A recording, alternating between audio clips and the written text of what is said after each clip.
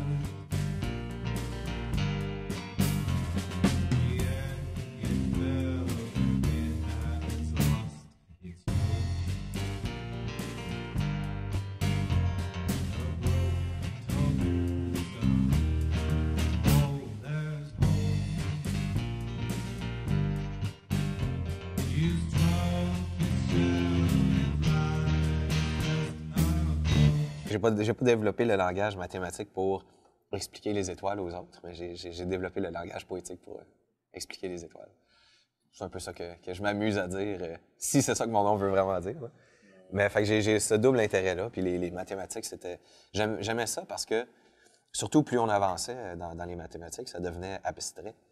Ça devenait un langage pour expliquer des lois invisibles et tout ça, puis c'était... J'avais beaucoup plus de plaisir dans ces formules abstraites-là que, mettons, dans la géométrie, où il fallait que tu arrives à un dessin qui... Il me manquait tout le temps le petit millimètre ou le 2 millimètres. Là. Je sais pas si c'était concret, puis j'avais de la misère à l'appliquer, mais tout ce qui était mathématiques abstraites, algèbre et tout ça, ça me branchait au bout. Là. Fait que oui, j'aurais pu faire une carrière de mathématicien poussé. Là. Comme quelques-uns dans ma famille. Mon grand-père était mathématicien, mon oncle est mathématicien aussi, de haut niveau.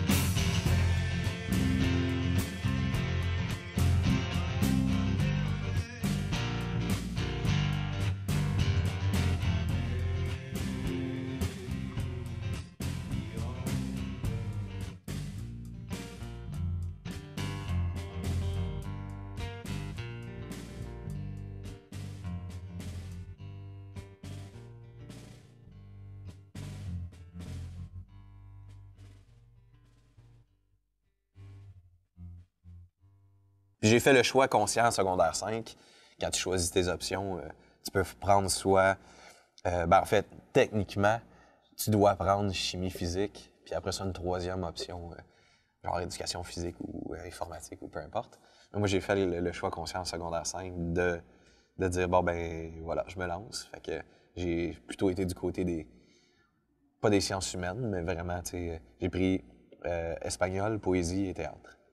Donc, j'étais que dans le langage, dans l'expression, dans le subjectif.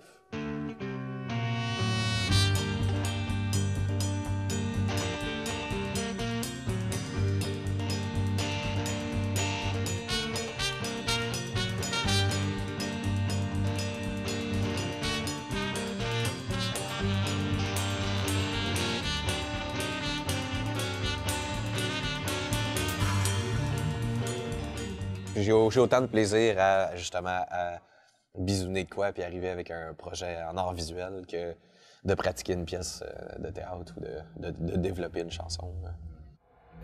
Puis à la limite, tu peux te faire comme 2 tartes. T'as ta tarte conjugale, père de famille dans son cas et tout ça, puis t'as la tarte professionnelle où tu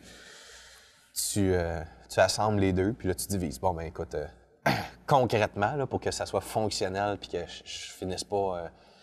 par surchauffer parce que c'est mal organisé, mal structuré, ben, tu dis, mettons, j'ai le temps de mettre... Mettons, j'ai tant d'heures dans ma journée, faut que je dorme tant d'heures. Bon. Fait que, mettons, tu dors 6 heures, ça te laisse 18 heures de fonctionnement. Fait que dans ces 18 heures-là, tu te dis, bon, ben écoute, moi, tous les jours, j'ai 1 heure pour l'entraînement, pour te garder...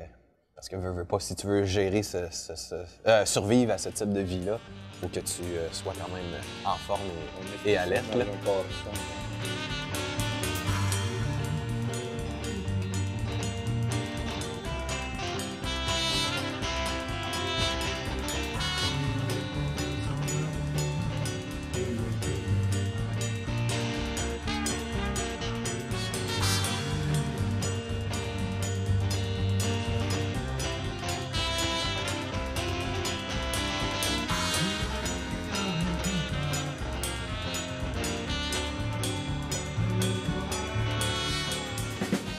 C'était drôle, je suis allé m'entraîner l'autre jour, puis le gars me disait « Ah, c'est... Bon, il me reconnaissait de la voix, puis il disait « C'est rare qu'on voit les artistes s'entraîner. » Puis ça, je dis pas de mon entourage, là. Au contraire, tout le monde... Tout le monde... tu sais, c'est pas nécessairement dans des clubs, là, mais ils vont au moins comme faire du skateboard ou bouger. On a besoin de ça, là. Quand t'es tout le temps dans ta tête, à un moment donné, t'as besoin d'extérioriser autrement. Donc c'est ça. C'est juste de diviser ta vie en tranches. Donc, moi, la tranche conjugale prend une bonne part de la tarte. La tranche amicale, ces temps-ci, je l'ai réduite, mais j'essaye de l'élargir un peu. Puis après ça, ben, il reste tout le reste pour tous mes projets. Fait que si la chanson, mettons, prend 25 de la tarte ces temps-ci, conjugale prend 50, mettons, il reste un petit 25 pour tout le reste qui est amis, projet d'art visuel, projet de théâtre et tout ça. Fait que tu vois, le mathématicien en moi revient sur cet aspect-là.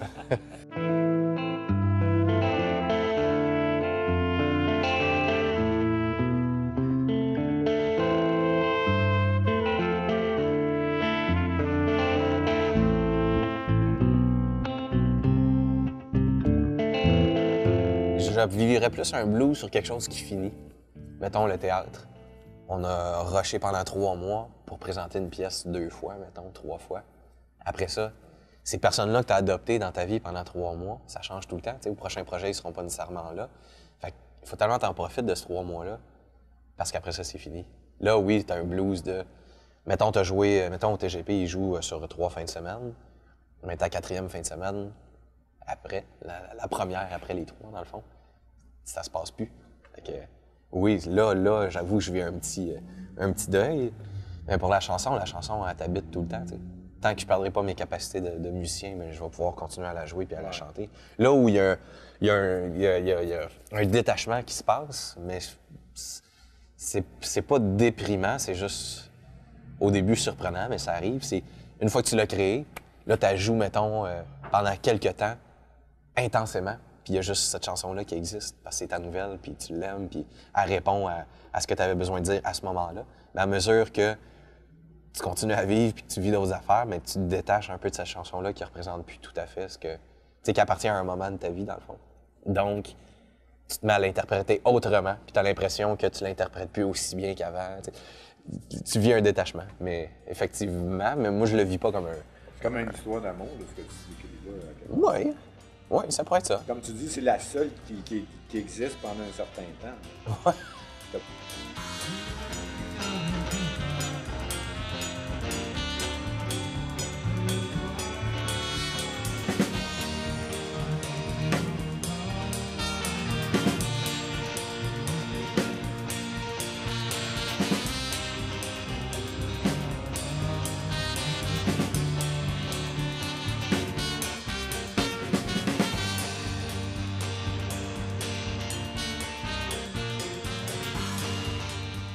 Ben, c'est ça, j'ai fait poésie avant le secondaire 5, puis ça, c'est important parce que ça m'a vraiment appris à lire autrement.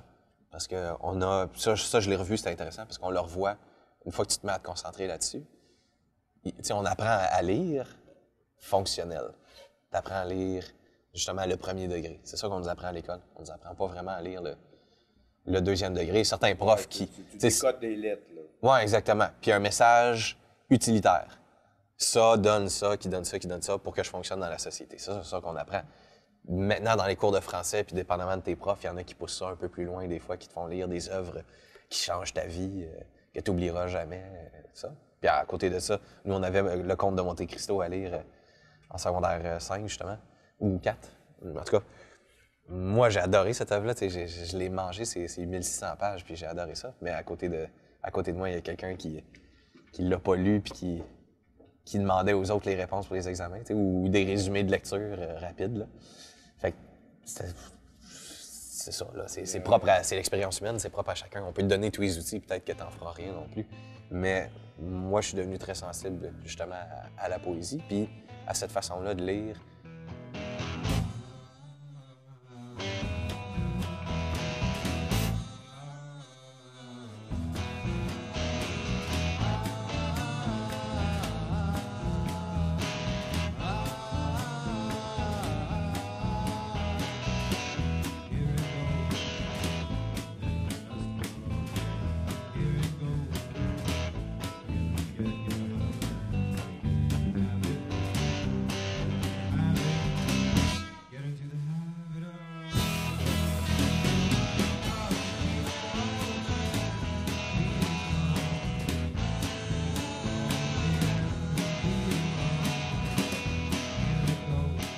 de concours au Québec qui sont faits exclusivement en français, là, les concours d'auteurs, compositeurs, interprètes, des concours établis, reconnus.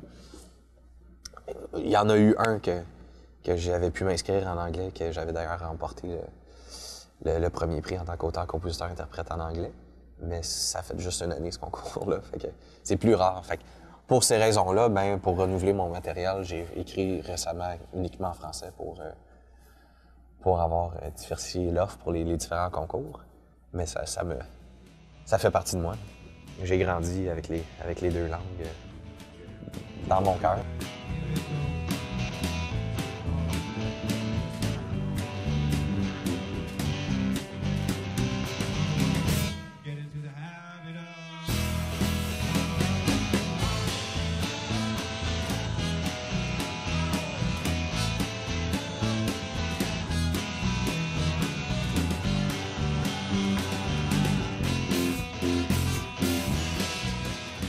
Là, je commence à avoir mes repères. À une époque, c'était même plus facile pour moi d'écrire en anglais parce que ça appartenait au...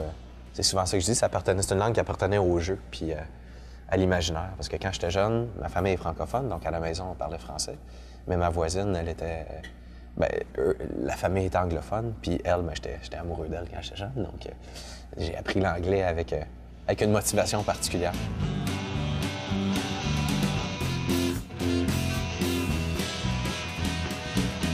Resté une amie pendant plusieurs années, donc l'anglais. Puis après ça, on a déménagé, on est arrivé à Saint-Jean, puis là, j'étais allé à l'école en français.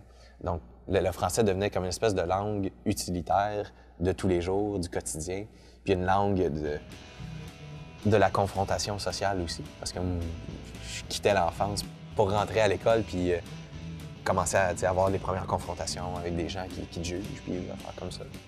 Puis alors que dans ma première période, tout était équilibré. Français et anglais, il n'y avait pas de différence. Tout le monde s'entendait bien, puis c'était super beau. Donc, j'ai eu ce... comme un réveil, là, tout à coup. Ouais, j'ai eu ce rapport-là. L'anglais est resté dans toute la dimension ludique, plaisir, puis le français, plutôt quotidien. Fait que c'était plus long pour moi, quand je me suis mis à écrire des chansons, c'était plus long pour moi de décoller du quotidien avec le français pour arriver à un certain type de texte que je cherche, là. Un certain sens un peu plus poétique, au-delà du langage pratique. Alors qu'en anglais, ben, ça restait toujours là. Il restait tout le temps dans cette zone-là. Fait que j'y accédais plus facilement. Ouais, c'était pas une langue d'affaires, là, ça. Non, vraiment pas. Vraiment pas.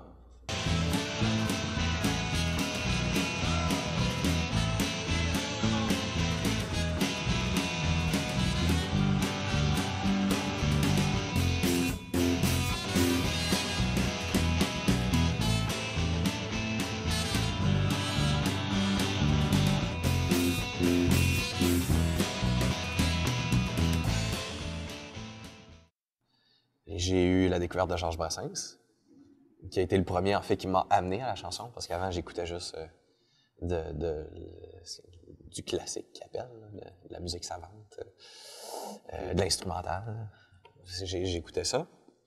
Puis, par ma sœur, qui avait une grande curiosité pour la musique actuelle, là, qui jouait à la radio et tout ça. Là. Par elle, je découvrais des groupes comme New Kids on the Block et autres, qui ont quand même fait danser ma jeunesse. Ah ouais. Mais par moi-même, c'était pas la musique que j'allais découvrir jusqu'à temps que j'entende Brassens. Et puis que là, ça fasse comme « Oh, wow! OK, tu peux dire ça avec des mots. » Il y a des... Tu sais, oui, on l'associe souvent aux petites chansons grivoises rigolotes, mais il y a des textes, des fois, qui te soulèvent le poil, pas à peu près. Ça m'a ouvert que c'est possible d'aller aussi loin que ça avec les mots. Ça devenait une palette aussi large que, mettons, la musique orchestrale qui t'amène à tellement d'émotions parce qu'il y a tellement de monde, tellement de moyens. Mais là, d'un coup, avec ces mots-là, je retrouvais cette grandeur-là.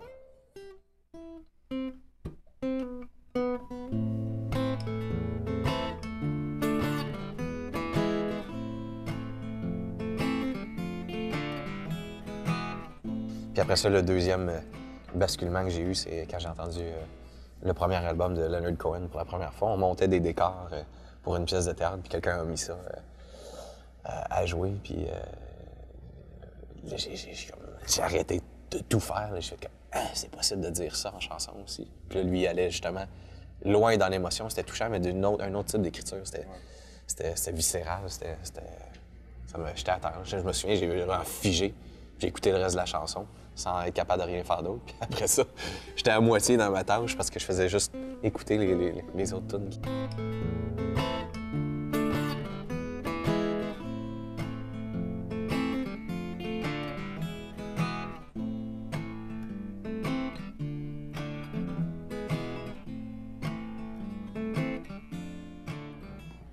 C'est sûr que ma langue maternelle, c'est le français, sauf que ça m'apprend qu'il y a des beautés qui existent dans toutes les langues.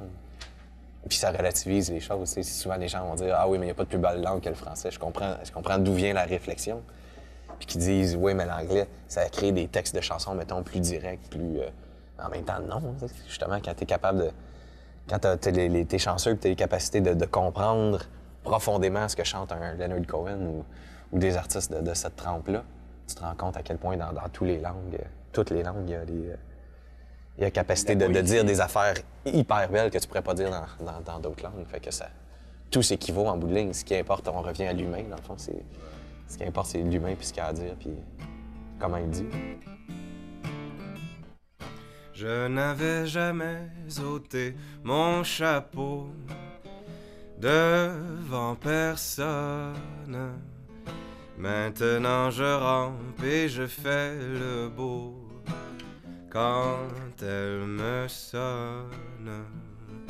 J'étais chien méchant, elle me fait manger dans sa menotte. J'avais des dents de loup, je les ai changées pour des quenottes. Je me suis fait tout petit devant une poupée qui ferme les yeux quand on la couche. Je me suis fait tout petit devant une poupée qui fait maman quand on la touche.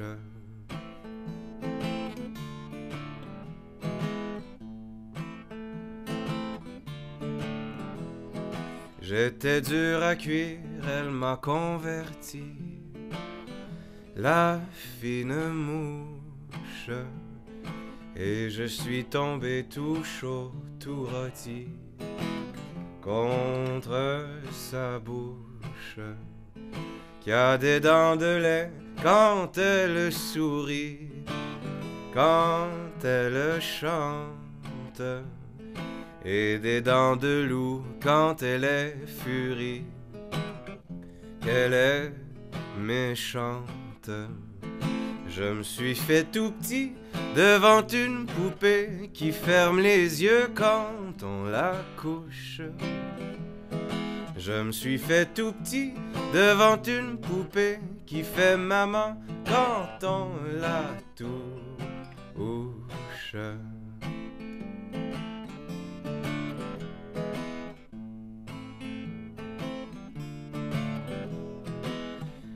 Je subis sa loi, je file tout doux sous son empire,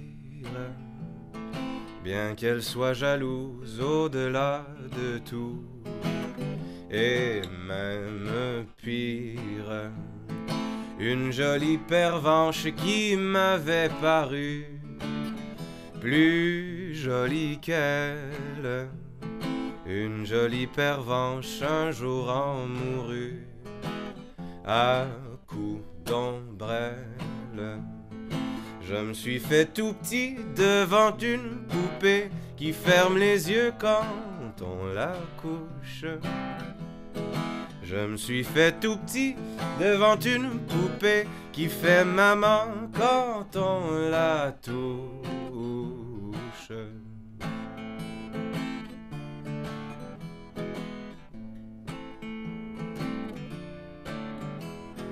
Tous les somnambules, tous les mages m'ont dit sans malice, quand ses bras en croix je subirai mon dernier supplice. Il en est de pire, il en est de meilleur, mais à tout prendre, qu'on se pende ici, qu'on se pende ailleurs, s'il faut se pendre.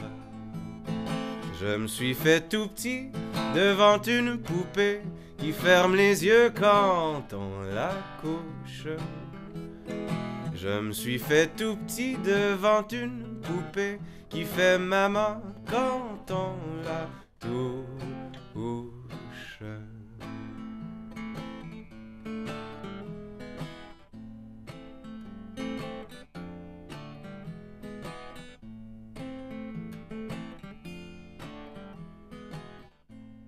Tout